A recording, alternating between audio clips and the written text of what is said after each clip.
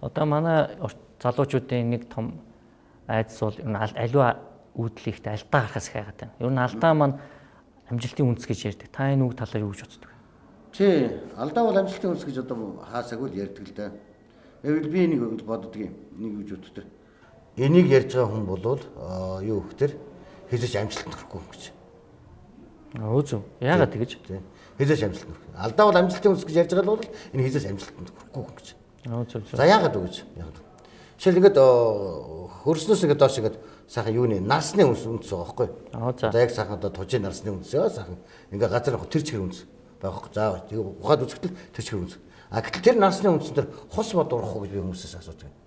Үгүй гэж байгаа. Яагаад гэвэл үндэс нь нарсныхын болоод дээр нь нарс л болгоно шүү дээ гэж байгаа.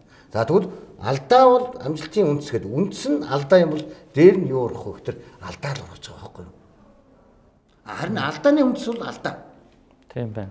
Харин амжилтын үндэс бол алдаа биш, харин өдөр амжилт. Одоо модыг аваад үз ингээд сайхан мод байна. Тэгээд доошоо ингээд нэг 50 см орчимд бол бүдүүн одоо ингээд бүр ингээд иш тийш тэлцсэн ийм үндэсүүд. Яг л модыг ингээд одоо найхаас ингээд хамгаалаад унахаас хамгаалсан бүдүүн үндэсүүд. Тэгээд доошоо ингээд нарийсад яваад байна. Бүдүүн үндэс ахаад жижиг үндэс, ахаад нарийн үндэс, ахаад ингээд хамгийн сүүлийн үндэс бол юу гэхээр тэр хялгсан үндэс гэж ярьж байгаа. Хялгсан үндэс. Тэндээс л явах тэр яг мод шимт хижил аваад байна. Тэр усаа аваад байна. Тэр бүдүүн үндэс нь биш. Тэр хялгсан үндэс. Тэр нэг хадны завсар нэг бүр нэг ийм хадны завсар гэсэн орцсон үндэсүүд байдаг шүү дээ. А энэндээс л одоо тижил аваад байгаа. Тэгэхээр амжилтын үндэс бол алдаа биш. Харин юу гэхээр амжилтын үндэс. Тэгвэл том амжилтууд биш. Дахиад нарийслаа жижигслээ. Бүр хамгийн сүүлдгээр хэн ч анзаарахдаггүйгээр тэр яг тэр жижиг амжилтыг энэ амжилт юм шүү гэж үнэлэх, үн цэнтэй болох тэр эерэг сэтгэлгээ нь өөрөө амжилтын үндэс байсан. Зөв. Бүр ялгсан үндэс тэр болчихлоо шүү дээ. Тийм байна. Та ер нь манай залуучууд аливаа одоо Монгол хүн чинь аливаа нэгэн үйл заншлигтэй нэг айцтай байдаг. Тэр айцаа заавал нэг ламаас ч юм уу ямар нэгэн ном зохиолоос харж ийж тэр айцаа бол хийдэг, айцаасаа салж хийдэг. Та юу н айцын талаар юу гэж бодож байна? Ахуйн айц, зан үйлийн айц.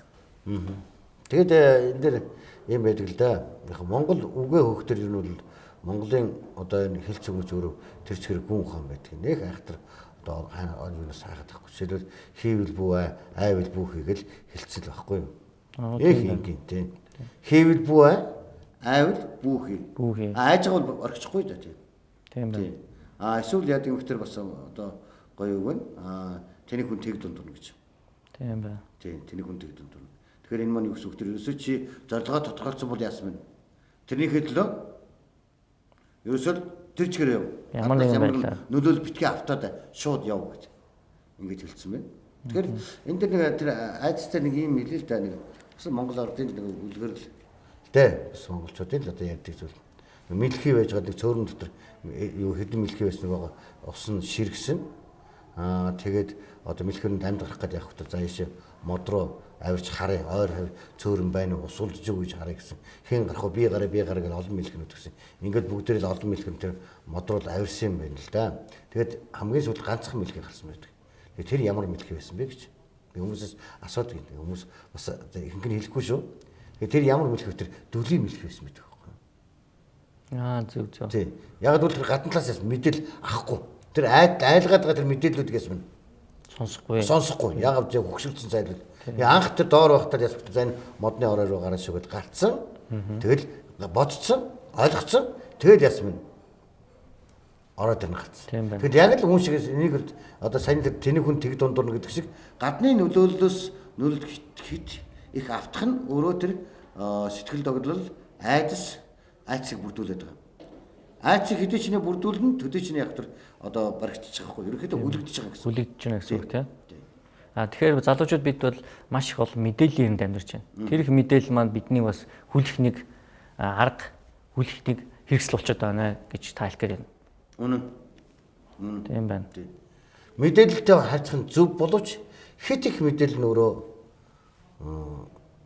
үнэлж байна гэсэн үг. Тий, хайрцаглагч байгаа. Хайрцагнаас гарыг гэдэг юм мөртлөө яаж юм. Буцаага тэр мэдээлэл нүрэ хайрцаглагч байгаа. Би бол боддгийн жишээл бизнес эрхлэх гэж байгаа хүн гэд бодоход бол бизнестэй холбоотой бүх хуулиудыг сайн судлаад, татварын хуулийг судлаад, нийгмийн даатгалуудыг бүх хуулиудыг судлаад бизнес эрхлэлд ямар одоо хуулиуд одоо юу гэдэг бүх хуулиудыг одоо судалчих юм бол тэр хүнд ямар ч хийх орон зай байхгүй.